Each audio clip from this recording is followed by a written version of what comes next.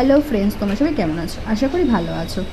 সিলেদার্সের bag থেকে বুঝতেই পারছো আমি শপিং করতে গেছিলাম। হ্যাঁ, সত্যিই তাই, আমি শপিং করতে গেছিলাম। মায়ের কিছু কেনাকাটি ছিল, সেটার জন্যই আমি একটু যাওয়া স্প্ল্যানেটে। আর স্প্ল্যানেটে যাবো, সিলেদার্সে যাবো না তা কি কখনো হয়?